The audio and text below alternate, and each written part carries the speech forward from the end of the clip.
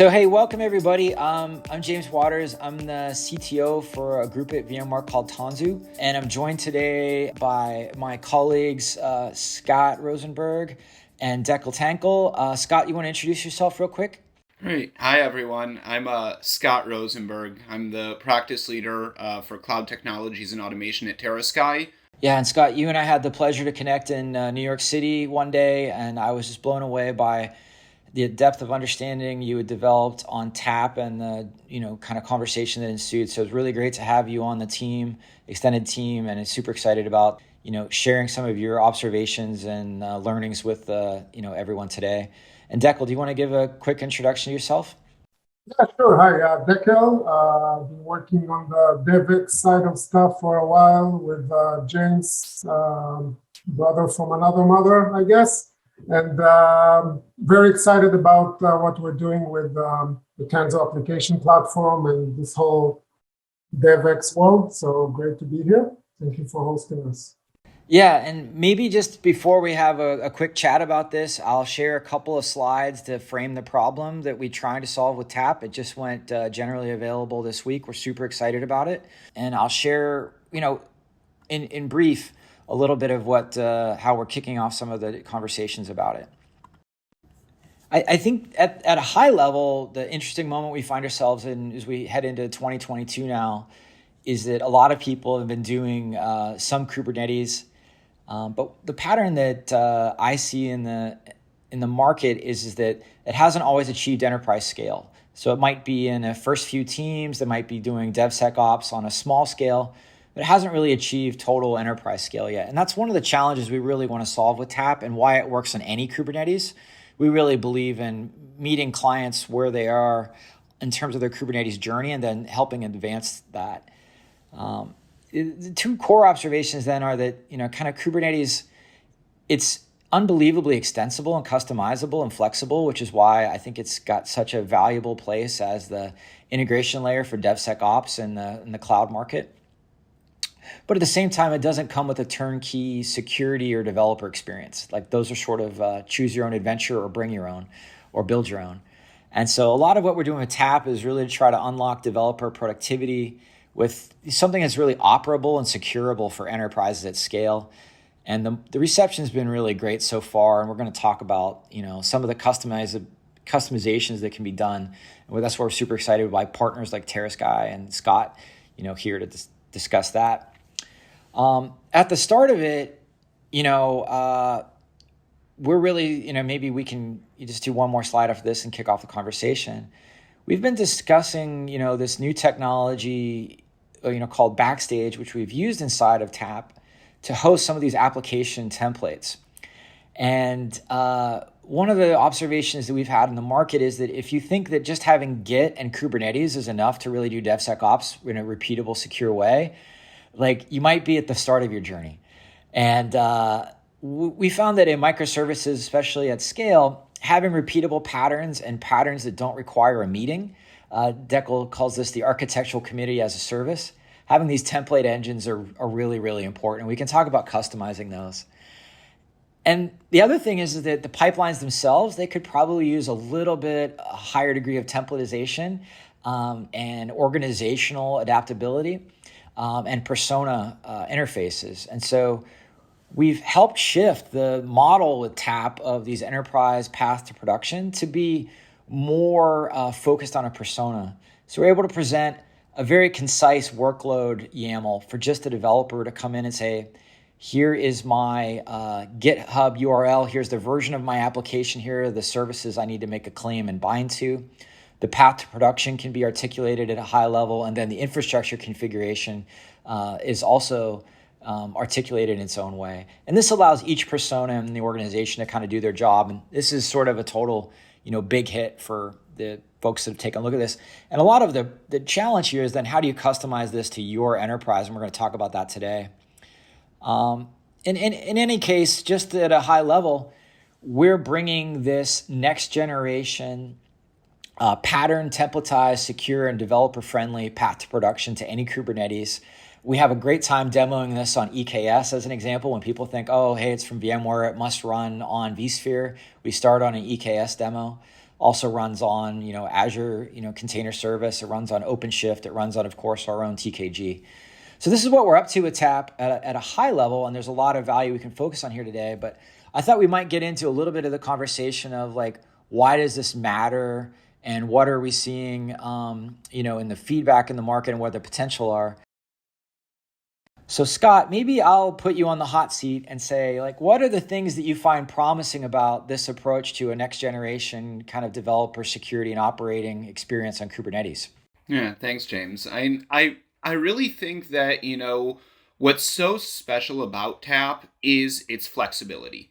I think that, when we started down the path of platform as a service years ago, it was really kind of this magic solution that you gave it code, it came out with a URL at the end, but there was really no way to customize anything in the middle. And it kind of went down the approach of this one-size-fits-all type of approach. And there was a backlash to that, which grew Kubernetes. And Kubernetes, on the other hand, is very open and is something that you really don't want to give your developers straight out full access to the API service there because it's so huge. And I think that what's great about TAP is that it comes with all these amazing defaults that it can be as simple as give me your code, I'll give you a URL. But it can also be as customizable as you would like it to be. And that's really where the strength comes in here. You can get that out of the box, easy install, easy to use system for one size fits all, but you could also adapt it to your environment as much as you find necessary. I think that's a really great articulation. And in some ways, when I was talking to some of the largest PaaS clients that we had for this sort of existing and venerable Cloud Foundry platform, I said, in the past, your security scan all had to happen before that PaaS experience kicked off. And I said, and that sort of really limited the true developer experience, because if you were hiding that final simple PaaS interface, but in front of it were all these complicated pipeline steps and Jenkins builds and security steps, the developer didn't often get the true simple path to production. And what you're saying is dead on here, which is we're actually taking that whole get triggered commit experience and simplicity the whole way to the beginning of the path to production now. But I think that's also why it's going to be so incredibly important to have partners such as TeraSky that can help then fit this to an organization as they exist today. Yeah, I think like just the biggest examples of that really are, when we look at TAP itself, where it comes with like Tecton for CI tasks, and it comes with Gripe for image scanning and source code scanning, which is great. But a lot of times when we come into an organization, they may have a robust CI unit testing system built off of Jenkins or whatever it is that they want to be using, or they may be using other products for security scanning. And the great thing is that we can plug those in, right? We offer a solution as part of TAP, but anyone that has that special security tool that's what their security platform team allows, great, we can integrate there as well and give you the exact same experience that you get with the out-of-the-box solutions with custom ones as well. Yeah, and my observation is I don't think people have seen that much in the market before. I think they've always felt like there was this hard choice between kind of high performance, easy to use, and customization. And I think this is the first solution that is trying to be an integration and a wrapper layer across what they already have going, and we can say yes to extensibility. So Dekel, I don't know if you want to jump in on that.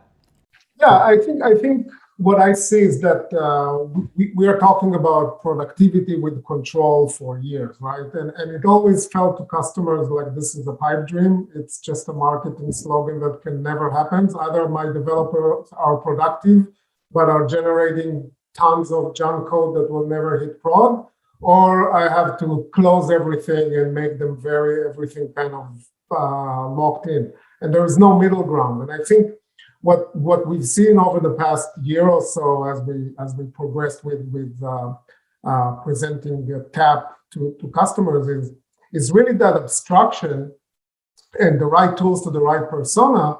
The developers get the workload, YAML, get services, go. They're happy. the app operators can define the workflow of the app, like what happens before what, and get the code, scan it, build the image, scan it, and so on. But the platform operators can take those out of the box default, as you mentioned, Scott, and essentially put a different pipeline instead of Tecton or a different scanner instead of Greg, but it's their decision to do it, and it's a different. The developers don't care about it, maybe even the app operator doesn't care about it. And the way that's kind of one area that I see that the abstraction is very, very is resonating very well. But that's not enough, because you can argue in some cases that we've tried this before with like Bosch and Cloud Foundry, right? And it didn't work. And the reason it didn't work is because there was no ecosystem, and we didn't have hundreds of partners coming in and building Bosch tiles. And so the customer was kind of left hanging. Either I do it myself and I need to learn Bosch, or I don't really have a pluggability. But I think now it's a very different story. And Scott, I love your input on that, because we are making this bet on CRDs, on Kubernetes resource definitions, which seems to be a much more acceptable plugin for the ecosystem to come in and provide these tools around that and help the customers to make that pluggability a reality. Yeah, I think Kelsey Haytower put it the best way, that Kubernetes is a great platform for platforms. It's a good starting point, but isn't the end goal. And Kubernetes has been accepted by the community basically as that general API surface. And then TAP is the way to really bring those APIs that basically the industry has kind of agreed upon, that's the central API system is Kubernetes, with all these custom resource definitions. And you're looking at all the cloud providers today, all of their resources are also custom resources in Kubernetes that you can deploy, right? It's amazing that you can do anything, and all of that comes together with the choreography of TAP to give you that single amazing user experience. But at the same time, that power is like one quote from large airlines we are working with.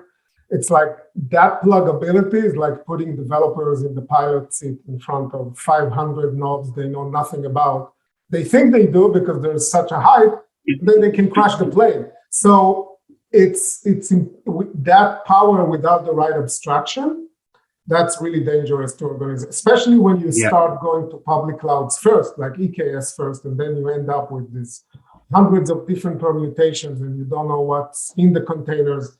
So I think that's what customers see as the greatest value of TAP, that separation of concerns and the right abstraction to the right persona. Yeah, no, I completely agree. I think also the really amazing thing here also is that, from that workload YAML, from that GitHub URL, it's an amazing part of TAP. But I think what we're seeing, at least from, the customers that we're discussing this with, is that actually App Accelerator is really one of the most amazing parts of the tool itself, because even getting to that GitHub URL of where my source code is located is not an easy thing within organizations. How do you build out that repository from the beginning? How do you build your code in a productive and correct manner according to your company's standards? And I think App Accelerator is really an amazing tool that's allowing us to, offer a self-service catalog to our customers that will really be tailor fit to exactly how they want something to look, which is pretty amazing. Yeah, and I think maybe the truth behind all of that is that, we do leverage Backstage and App Accelerators, and there's a lot more technology in there. But when I'm talking to folks, I tell a bit of the Spotify story, which is that Spotify found themselves, developing on GKE, which is a reputable Kubernetes service. And they're a relatively high-end employer of engineers in Europe. But even then, for them to achieve continuous delivery scale and truly developer productivity, they had to build out a whole layer on top of it, starting with the application templating and those paths to production. Very TAP-like, really, what they did. And they were actually, the first use case was Spring Boot, which is, of course, a linchpin of Tanzu technology. The Spring framework is included. And so I think that's right on, Scott. And, the phrase I use is that if you wait until the app is already written, it might be a little bit late to do the DevSecOps transformation. It's sort of like, And we can really start at the project initiation and get a lot of that bootstrapping, make it both easier and more repeatable at once. It's no longer just about the source and the config. You see organization with relying on internal APIs between microservices with zero standards. So not even the structure of the API callback, like what labels are you using, what filters, nothing is standardized. And the only thing they have is a 40-page white paper or wiki page that they expect developers to go read before they build the API. So that never works because the developers are going to do what comes easiest. So the power of the accelerators is architectural committee as a service, or whatever you want to call it. It gives you those standards without the pain of trying to read and understand all these documents, and it's just there. Like you cannot start differently. And if you really want to take it to the next level, you can extend those accelerators to a supply chain. That's kind of what I'm showing in the demo. It's not just the developers. The app operators are playing the same role. They are creating curated supply chains for path to prod for different types of workload. If it's a backend Spring Boot, if it's a Python data processor, if it's a Go function, each one of them has a curated supply chain. So then the app accelerators are not just code and config, they are code, config, API, and path to prod, all standardized and self-service. So there is a lot of power to that, which is, by the way, not just TAP. You can deploy the same thing to Cloud Foundry or to anywhere you run. Those concepts work regardless of the infrastructure. So would you advise, like, how would you, if you were going to advise an organization on adopting TAP, Scott, given your experience, like, where do you think they should get started, and what should they customize to their org first? Would you start with the app accelerators?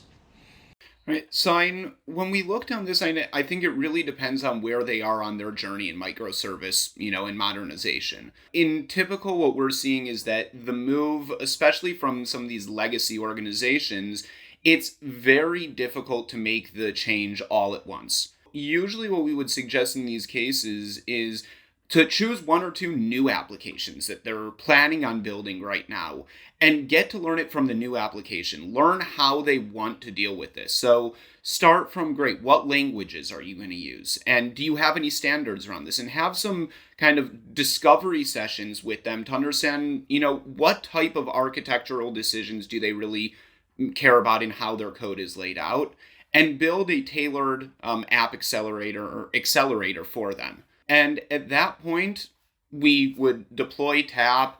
Usually, I would say you would start with the out-of-the-box supply chain as well. If they had some requirements to use a specific pluggability, we would do that at that point. But I think the first goal is just to get that first app up and running. And even if it's just in the test environment, get something up and running and start iterating over it and have put this in your developers' hands. Most of the changes we make can be completely behind the scenes and our developer doesn't need to know because he's just giving us that workload YAML. So the great thing is we can give it to them, have them start getting used to this in the test environment, and then at the same time, continue with deeper discovery sessions and really build out that custom supply chain, both off of feedback we get from the developers and also based off of operations needs. I think that's so well said. And one of the things I chat with customers about this is that one of the goals of the architecture, because these personas are articulated as their own CRDs, you should be able to make changes to that supply chain and the developer won't feel it. Where in the past, if it's just a bunch of Jenkins tasks, you're never quite sure how that end-to-end imperative chain might feel different or might break.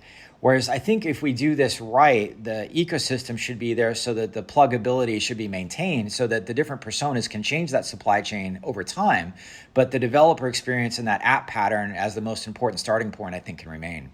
And I think what's really amazing, what actually allows that also, is the fact that, when we look at the tools that, VMware have decided to put into TAP, it's really the industry standard tools today, which is what's so amazing.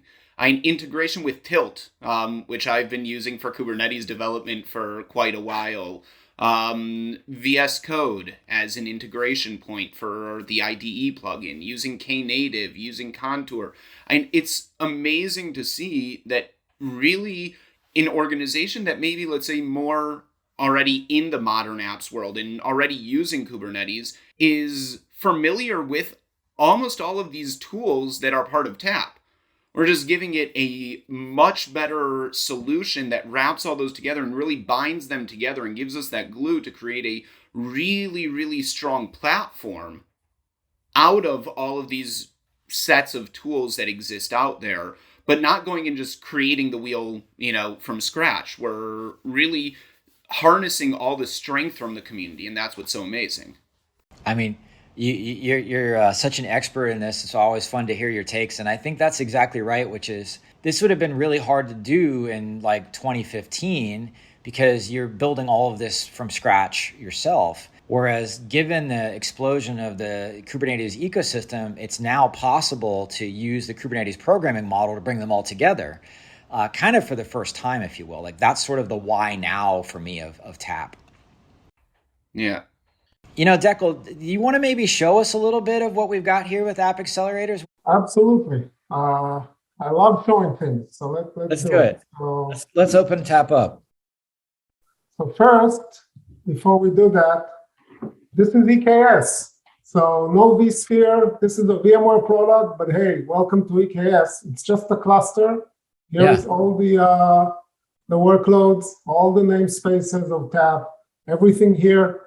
And guess what? To run this thing, one command. So you just install it with one command to install, and then you get all these packages that we talked about, some of them built in. So one of the cool things that the reason these type of ecosystem plugin works is underneath the cover, there is an open source project called Cartographer that is essentially an agreed upon orchestration tool for CRD. So in a nutshell, TAP is a collection of CRDs that can run on any kubectl dial tone and brings you out of the box packages for everything you need. And each one of these packages you can customize. If you remember, we talked about Great. You can plug in something different, Flux CD, plug in something different if you want, or Tecton as a pipeline and so on. But it's all orchestrated by the platform. And what it gives you, as an example, on EKS, everything is now running, is let's take a quick look at the Backstage UI. So this is the main portal to TAP, and it has multiple plugins. You can see, for example, if I'm a developer and I want to look at some of the patterns, this is the output of my horrific architectural committee. As a service, each box here was created by your architects, your partners. It's not Tanzu. Tanzu gives you the tools to do that. And the developer experience is so simple. They go, let's say we want to build some backend Spring Boot API service, or we want to build a front end with Node, or an event driven with Kafka. These are just examples from conversations we had just in the last couple of weeks with customers, or a function with Go and so on. So the developer is moving so like order of magnitude less nodes or less knobs, if you will. They just give their app a name. Let's say you want to build some sensors app or something. You can decide as an organization, and we see a lot of people starting doing that you have to have a source repository before you even start coding. And to your point, Scott, like you don't actually know where that repository is. That is injected by the accelerator into your system, so you don't have to go and look. Just to be clear, this is a value add. If you're a new developer at an enterprise and you've not spent hours reading the wiki of how to go integrate all these things together, you just want to start a project, you can come here and the integrations happen transparently for you, and then you're directed to those systems over time. And I think this is an example of where our partners are so critical in this work of like kind of getting this turnkey set up, day one. Yeah, and I mean, you just reminded me of something from yesterday, that we were presenting this to a an insurance company, and they were like, one of the comments was, hey, so people we onboard can actually do this in their first day before they finish their onboarding course. Now we have a 3 weeks of wiki page reading before they even allowed to check in code. So I just blew my mind, like, hey, instead of reading hundreds of pages, just go here and do it. And then services, you can start curating your whole services experience, whether it's public cloud or on-prem or on Kubernetes, and just let your developers choose. And then you will see how simple the output is of all of that. And let's call it, give it some names and look at the developer output of this. And this is where it gets really fun. By the way, you can also standardize APIs and do a bunch of fun stuff here. But I think this is where people are really kind of getting their aha moment. Right? This is what a developer sees. So compare this is to 500 lines of YAML files. So let's talk about what you don't see here. Well, first of all, you get repo, services, go. No service meshes, no image repositories, no config maps, no, go on and on and on. What you need to know about Kubernetes is basically just what you need to build your app, and you can focus your time on doing that repo. And that's awesome, but at the same time, if we stopped here, then we would end up in the same place that Cloud Foundry was, that everything else is a black box. But that's the beauty of the supply chain.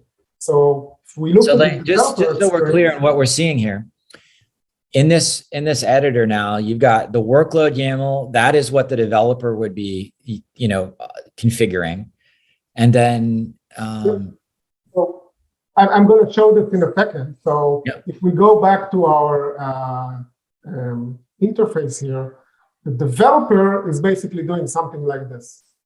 So they go into CLI. This also has a UI plugin, IDE plugin into Visual Studio Code. They do something around Tanzu apps, workload, apply or create, and they put the workload YAML file that we just created. Downloads and workload. And they decide what namespace to put it in. And that's pretty much it. Now, the reason this is running is because there are supply chains to support this. So we did one that is called Web Backend. This is another one that is called Web. And each one of them invoked a different supply chain. So that's the relationship. There are two supply chains installed here. One is source to URL. The other one is source to API. We deployed an app that has a web backend, a web type, so it uses this. And we already have an app that we deployed previously that does the web backend. Now, the magic happens as you start deploying these apps. That's where the supply chain actually runs and doing the build, the scanning, and everything in between. So that's the relationship. And if you want, we can quickly also show how you actually create those supply chains beyond what comes out of the box. And makes everything runnable. And at the end of the day, the cool thing about that is if I look at a specific workload, I have a deployment, including versioning, build service runs and create an image. I have a config writer. So TAP has a lot of intrinsic security into it, which means that the pods are, even if the image is built and secured and scanned, the pods are actually not going to be created unless you pass the convention phase, which means that you, maybe in the case of Spring Boot, you do certain modification to your pods and config maps, so you block all kind of threats. And this is done centrally to every deployment, and the pod is not even going to start if the config writer is not successful. Yeah, I think at the end you have a live URL you can just go and use. Yeah, and Scott, I'd like your opinion on this. Like security as a feature of DevX. Sometimes I think the two go well together. Like build service and some of these config automation also helps limit config drift and potential misconfiguration. I definitely think that, there is no DevOps today anymore. It's all DevSecOps. At least in the companies that are really succeeding in this DevOps world, it really is DevSecOps today. Because in the end, we need security at the earlier stages. Because when we just look at something like Tanzu build service, right? One of the key components of TAP here, anyone that was running with Java code in their environments that was using Tanzu build service just a few weeks ago actually slept over the weekend when Log4j came out. Those that weren't using build packs or using this type of technology are using standardized approaches that have security built in, that have software bill of materials being stored in a metadata store so that we can actually query and see where this vulnerability exists. It was an absolute nightmare to figure out where we were vulnerable. And when you use a platform like this, it becomes almost the click of a button, because with the Insight CLI for our metadata store, or through the software bill of materials that Tanzu Build Service puts on every single one of our container images that can be queried, we just get automatic intrinsic security without the pains that shift left security has been known to do for the last few years, because we've shifted it left, but we've shifted it to automation on the left. The platform deals with that. We don't need to have our developers understand everything around security. The platform can take that away. They don't need to know what the best configuration for a Java option is to be secure when running in a container. Let the platform deal with that for them. So there is something we've seen just last week when we visited a large telco up north here, that they had a lot of pushback from developers, and they were starting to introduce these concepts of curated containers, because developers were feeling like they're losing control. But when you get something like Log4j, and then developers are literally going all weekend trying to help or find what they've done wrong, instead of their sisters and brothers that are using build packs doing, just like you said, sleeping over the weekend. So maybe we don't need that exact control, and we can take a step back and let the platform do what it does. So it works kind of both ways. It helps also understand that the abstraction has its benefits. It doesn't just take away from, hey, give me a container, I'll do whatever I want, and I know what to do. So, and especially when that abstraction is configurable, though, and is customizable like it is in TAP. Because that gets rid of a lot of that pushback from the developers, where they don't know what the convention is in some closed systems. The benefit that Cloud Foundry brought back in the day, being based off of Bosch releases, and you could customize that in TAP here using the Kubernetes APIs, is that it really is customizable. And those conventions, if they want to change them, together with the platform team, they can set what those conventions are. So it's not just this, closed system that there's no way for them to actually affect. They really can affect it. It's just taking it away from the day-to-day tasks from them and centralizing it. I think that's where, and maybe we can wrap on this one. This has been a great first chat. Is, Scott, your advice is that this does meet the market in terms of that trade-off between just like completely on the rails PaaS services and completely hyper customizable. Every developer should, do everything from Jenkins to Docker files to Kubernetes YAMLs and completely themselves. I think this is sort of the persona integrated, app integrated, flexible model that I think is the future. I think there'll be other ones, but I think this is an exciting first movement in the market. I think that this is, really a game changer in that, case, that it really is the next gen PaaS. It is the next gen of this platform as a service. And it's really exciting to see. I'm excited to see where the product moves, but even more than that, I'm excited to see how customers customize this, because I think that's really where the strength of this is going to come out. When we see those use cases in the near future from customers that are going to start to share, and we've integrated with this system instead, or we decided to do it this way and we created this supply chain. And that's really what's going to be interesting to see. And I'm so excited to get to, be a part of this world in these days where we have such interesting things going on. Yeah, well, it's great to have you and TeraSky in that mix. It was fortunate for me to meet you in New York that day and get some of your insights about this. Maybe we'll come on again the next time after we've done a few more integrations of these together, and we can share some learnings from there, and continue to advance the state of the art here in this DevSecOps build out. Definitely. It was great meeting you, and thank you so much for having me here. And it was great to talk to you and Dekel. Thank you guys. Yeah, thanks so much for coming on and sharing.